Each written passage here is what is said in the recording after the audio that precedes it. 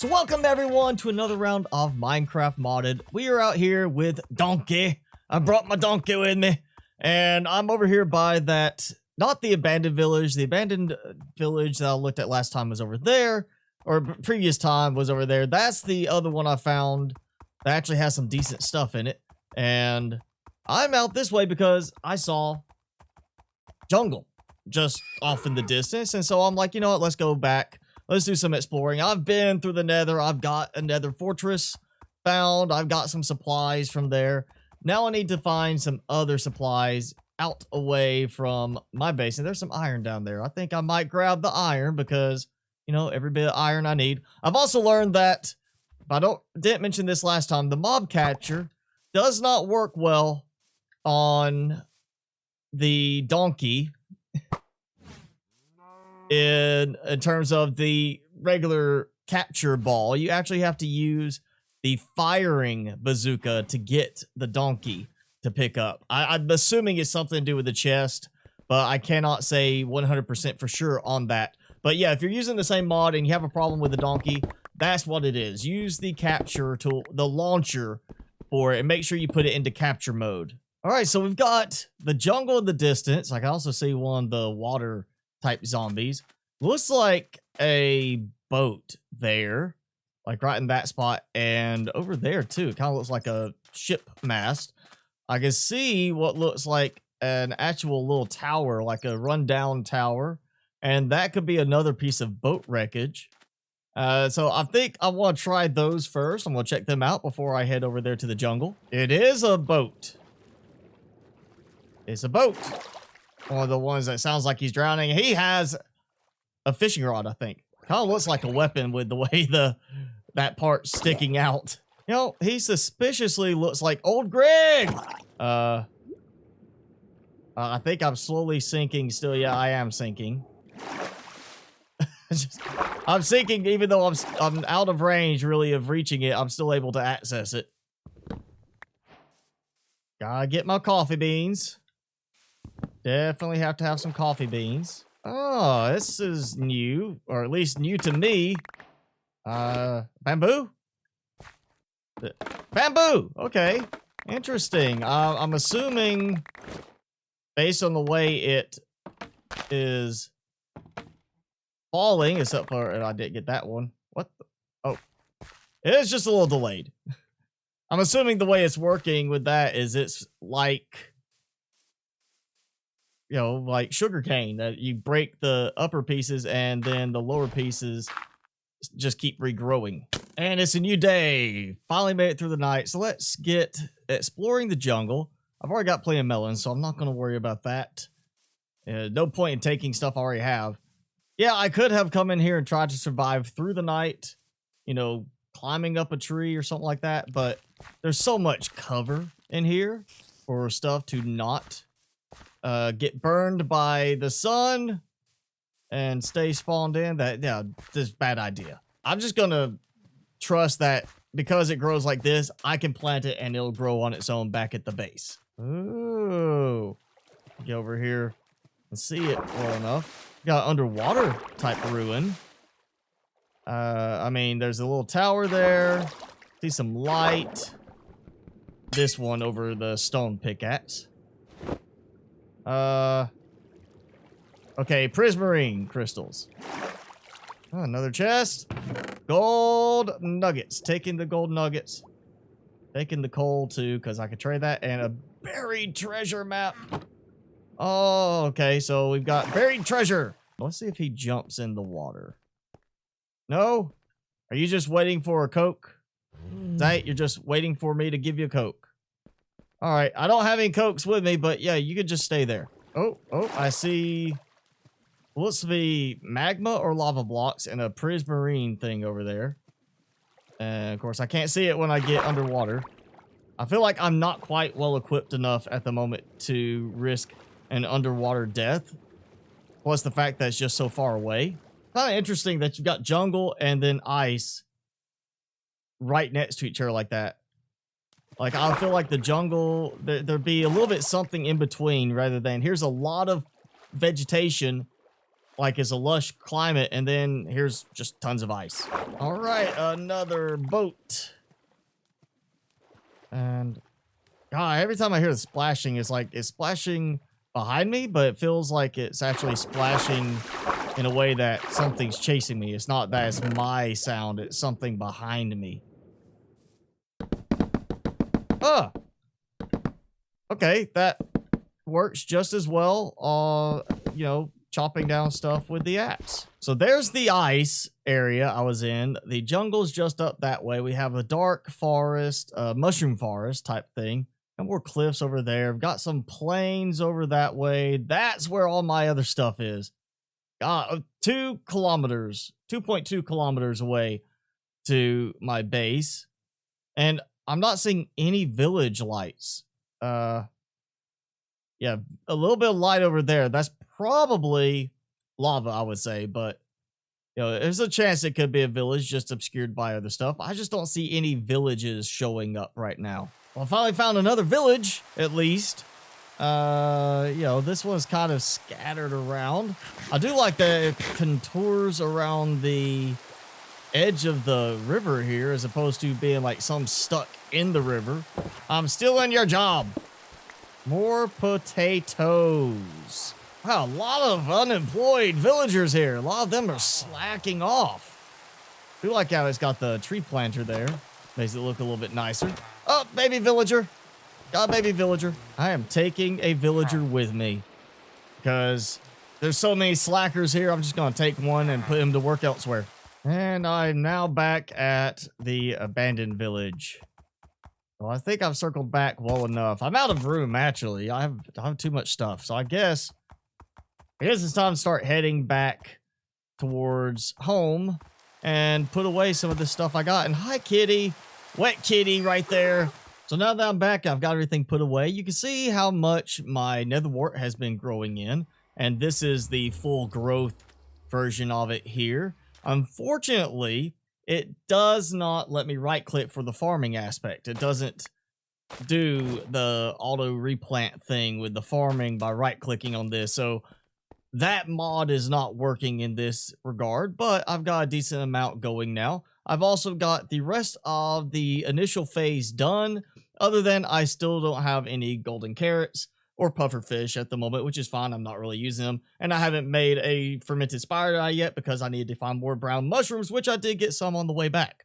So plenty of phantom membranes though, because they keep attacking me at night. So as the sun's coming up, you can see I've been doing some more work on the village. I've actually transplanted the tower, basically that was over here, to the middle. That's the actual middle of the initial phase of the village expansion. And you can see I've got the wall kind of going along there. I've got to figure out how I want to do the little aqueduct entry into the area, because I still want to make sure no zombies are going to sneak in that way. And then just continue breaking down some more of these. I think in the end, what's going to happen is once this is all done, if I get to the point where I need more room, I'm going to expand in that direction and just make it a little bit longer. But I've got the road started, and of course the wall is, for the most part, started. And with that tower done, I also have, in the distance, a new tower of my own. I finished digging out and built the upstairs part. That's complete, except for a little bit of cosmetics around the base, and I kind of just put stairs in. I didn't really detail anything on the climb up from the other rooms I showed last time. So I still have some cosmetic work to do inside, but from the outside, it's got a very nice view. And you can see how much of a view I have from up here. It's got a very nice view of the village. You can actually see how the wall's going around there. And it's actually, from this angle, looks like a pretty good size. You can see all my other stuff. And this is basically the interior area of the upstairs lookout spot of the tower. This height is 13 blocks high, which is the same height as base to top standing area on the towers in the desert village. I figured that was high enough. Plus, when I got up here and I could see all this, nice view of that village over there. And more importantly, we got a nice view of the pillager tower in the distance, which, funny enough, as soon as I finished this and I went back down over to here and was walking along, I heard the sound of villagers, and I looked down and there was a group of pillagers apparently mad that I built a tower taller than theirs. So what can I make from bamboo now that I've got bamboo? I've got bamboo and it's not even letting me like see anything. I mean, it's showing all, right? Yeah, showing all. So I've got bamboo, but it's not letting me see that I can build anything with the bamboo. Oh, wait, look. Scaffolding. So it's not showing up because I searched for bamboo, but it is buildable with bamboo, and apparently it's just for me to stand on, I guess. I mean, it's scaffolding. I'm assuming that's what I'm supposed to do with it. So I have all this open space, and I've never dealt with bamboo. So can I place it? Yes, I can. And I can place it. Oh, it actually randomizes where it places, because that one is still in the same, like the next block over, but it's in a different area. So it does randomize. It doesn't seem to be just quarters, like the four corners. It looks like it goes in between. So 6. No, it's like that's maybe 9 total different variations on where it can be placed randomly in the block. Let's just go like this. I don't know if this is actually going to work or not. Oh, it's working. Something already sprouted up. God, that actually makes it look so much like it's not placed right. Like some of them are uneven. And I like how it changes so dramatically. But it grew fast. I mean, that was right away. So I'm going to leave this for a while, see how tall this stuff can get. I guess for now, you can go in here. No, you don't. Yeah, that's what I'm saying. There you go. You stay in there. And now you are getting out of my way because you are dumb and can't get out of a stupid pit.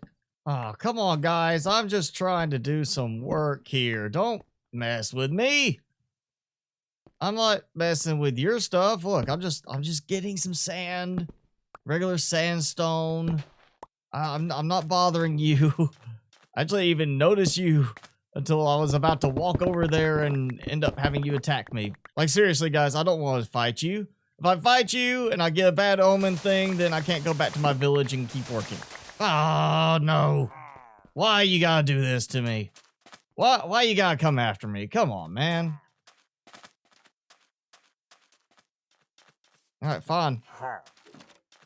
I'll kill you over here where your friends can't see you die so horribly. Ah. See? Okay, you didn't give me any crossbow. Oh, they watched. They watched their friend die, and they were just like, oh, Bob's a moron. Let him die, yeah. So with the toolsmith becoming a master, I can now get diamond pickaxes.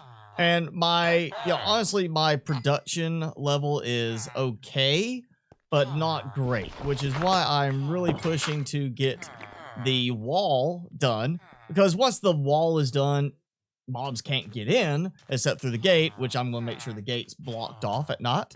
I'm going to make sure this whole place is very well lit, which it already mostly is in a lot of places. But basically, I want to get this secured so I can have more buildings and more workers in the end. You know, again, having multiple ones in a single building, you know, different smiths in a single building. So I have more people to trade with, mainly having probably more butchers, more librarians, things like that, that are the ones I'm selling stuff to, and make more emeralds every time, which means I also need to start ramping up my production a little bit. And I know ways to automate sugarcane production. I've done it in the past. I've done massive sugarcane farms in the past, and I'll probably do one eventually for this game. But for now, I don't need it. This is suitable for getting me the amount of sugarcane I need right now, and compared to the amount of work it would be to get a fully automated massive production farm going, not like just one little thing that's going to slowly produce a little bit here and there and not even produce this much. To build a massive one is going to take a lot more work than just relocating the chicken coop, and the chicken coop is doing pretty well in terms of how quickly it's producing. Actually, let's see. So I look at entity count. I've got 200 right there. So assuming there's still some entities underground, I'm still close to 200 chickens in that coop right there. And I've built a design in the past that I've been able to get over 1,000 chickens in a coop. And now, several days after working on the village walls, this is what I've got. So either I'm getting too far away for it to grow during the time I'm at the village walls, because 2 pieces already grew right there. Oh, there's the 3rd one. 2 pieces are not even growing yet. It seems to grow pretty readily when I am in the area. So apparently the village is just far enough away it's not growing constantly. Let's see. I know this will, pop off. So yeah, that's all I have to do is I plant it like this, come in, pop pieces off. I'm assuming if it does like this, it probably works the same way that how sugarcane works with the pistons. If I put a piston in, it should be able to pop the section here and cause them to drop like they're doing now and collect them while still keeping it planted. So I see a possibility for a very nice streamlined farm to do that.